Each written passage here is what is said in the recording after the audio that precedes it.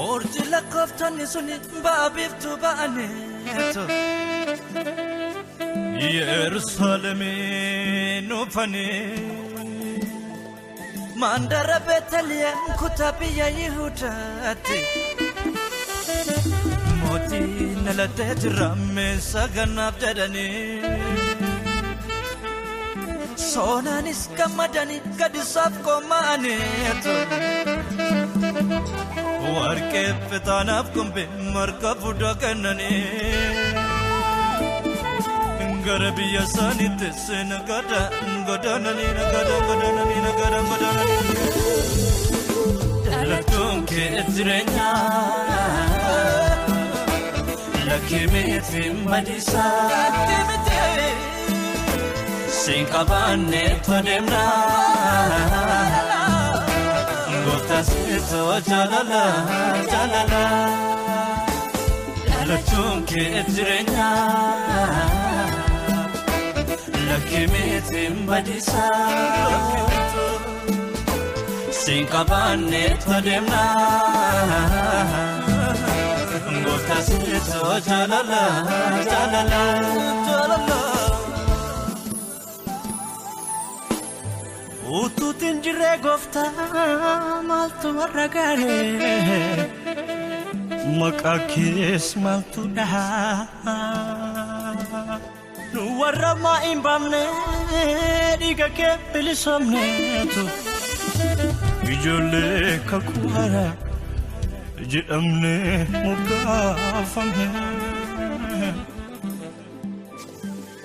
Hordoftoota amantaa kiristaanaa hundumaan baga guyyaa dhalootaa gooftaa keenya Yesuus Kiristoosiin isin ga'e jechuun barbaada.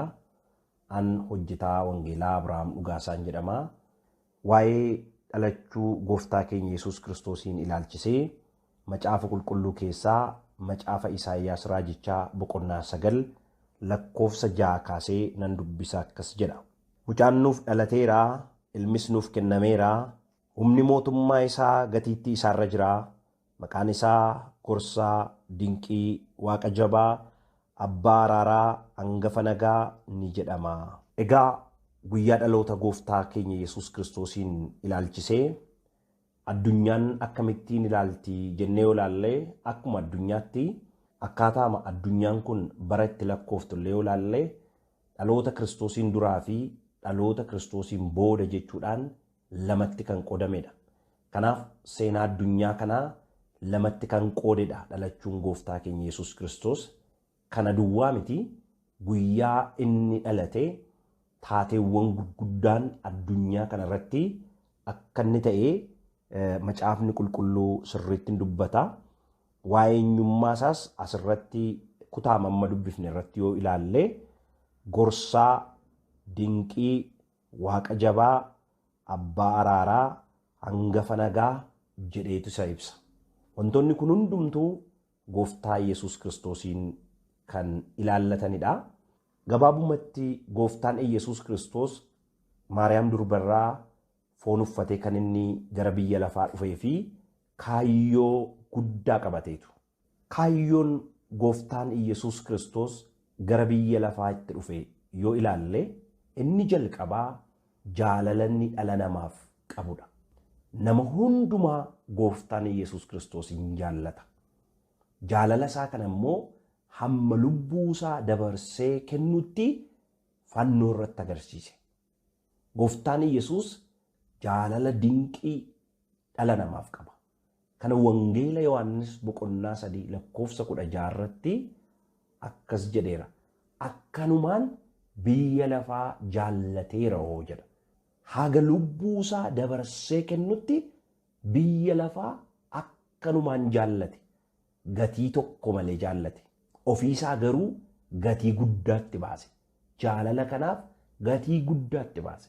Inni lammaffaan gooftaa Yesuus Kiristoosiin gara biyya lafaatti isa fide fedha abbaasaa isa waaqarraa fiixaan baasuufidha. Yaada garaasaa miti. Fedha garaasaa miti. fedha abbaasaa isa waaqarraa fiixaan baasuufidha.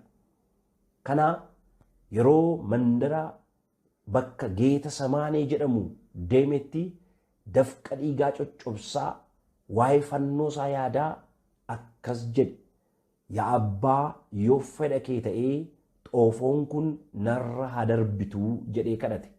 Kana duwwaan jenne fedha kee malee fedhi koo hin ta'inii jedheen.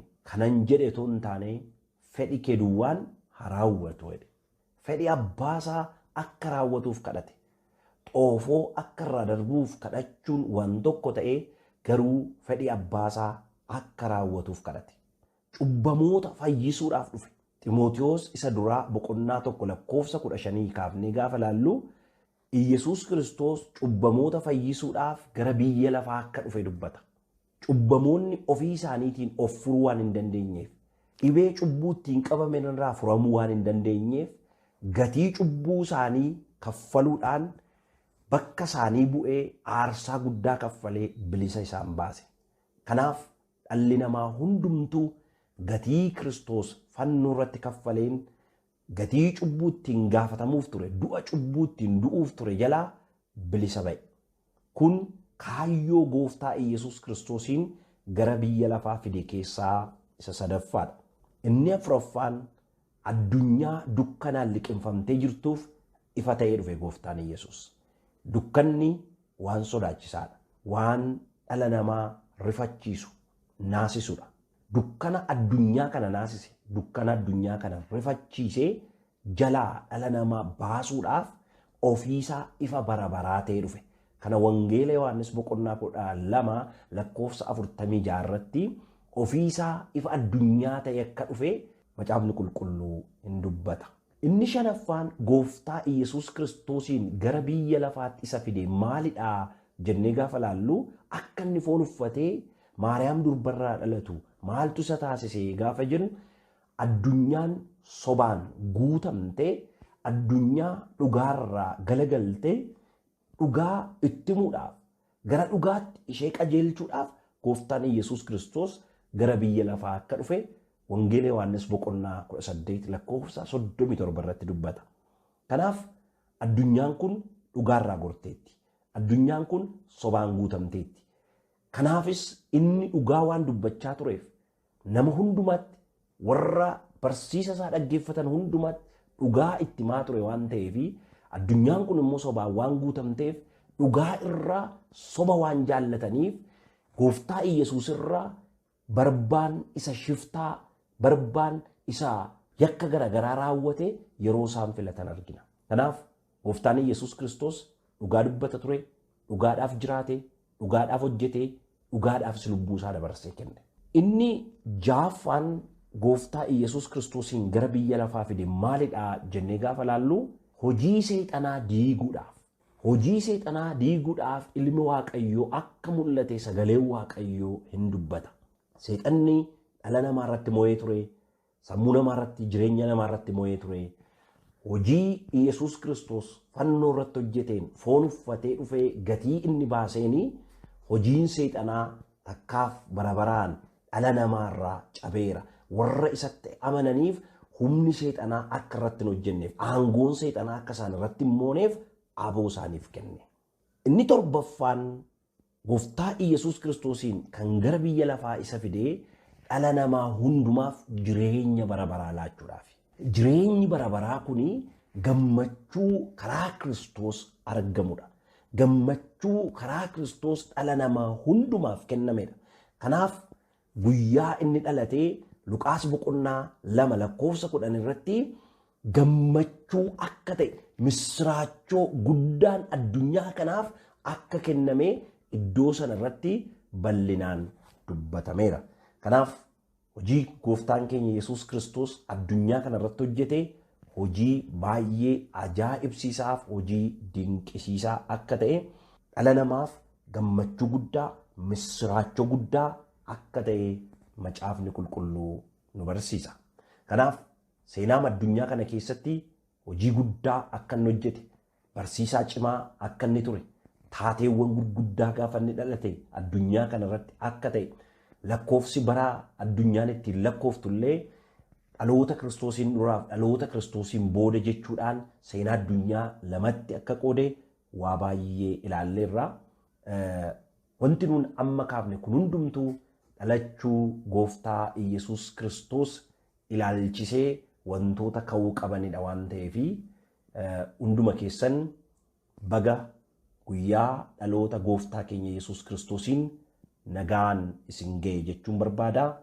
Kiristaanonni hundumti keessan yeroo ayyaana kana kabajnu harka qalleeyyii naannoo keenya jiran gaafachuudhaan hamma humna keenya gargaaruudhaan warra mana hidhaa keessa jiran dhannee ilaaluudhaan gaafachuudhaan warra dhukkubsatanii hospitaala ciisan dhannee gaafachuudhaan hamma humna keenya isaan gargaaruudhaan akka dabarsinu dhaamsaa obbolummaa koo dabarsuun barbaada. Ayyaanni dhaloota gooftaa keenya Yesuus Kiristoos kun guyyaa gammachuu kan jaalalaa isiniif haa ta'u jechuun barbaada. Ayyaana gaarii.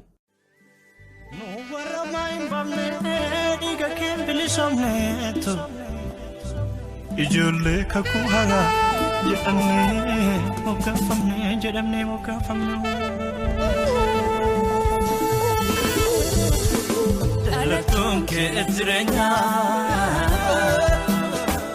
lakkee miti madisaa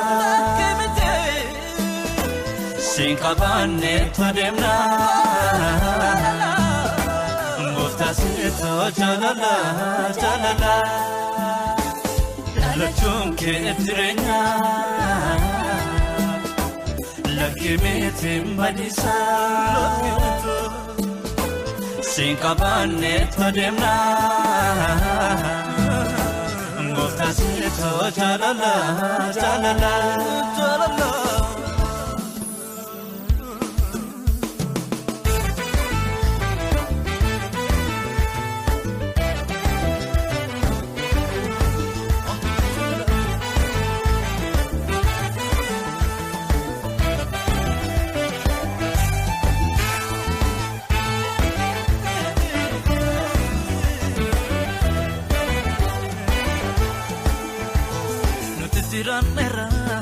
Abdii guddaa qabna dhalachuu Iyesuusiin furmaata arganneerra.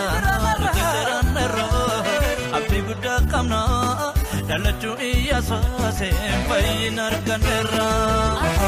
Oolmaan isaa guddaa amma nan jedhamu jaanuun nuuf oolee taasisamti maamamu. Oolmaan isaa guddaa amma nan jedhamu jaanuun nuuf oolee taasisamti maamamu. Emmanuel, Emmanuel, Emmanuel, Emmanuel, Emmanuel, Emmanuel, Emmanuel, Emmanuel. El sodanno dorsi sadena, enitamane no tinjira. El sodanno ololadena, kirso yeso no tinjira.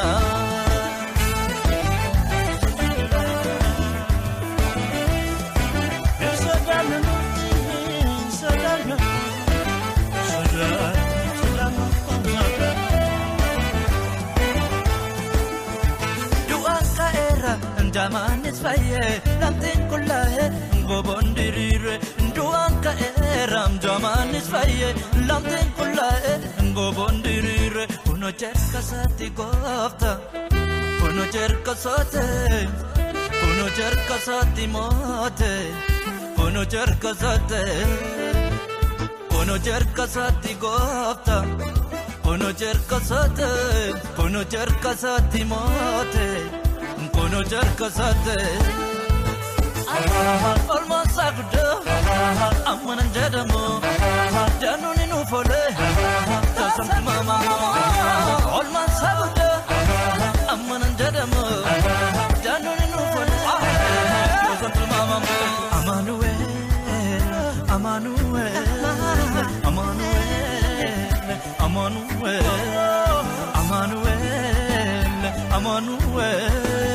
Emmanuel, Emmanuel, El sodanno dorsi sadena, enitamane no tinjira. El sodanno ololadena, Kiriso Yesu na wajinjira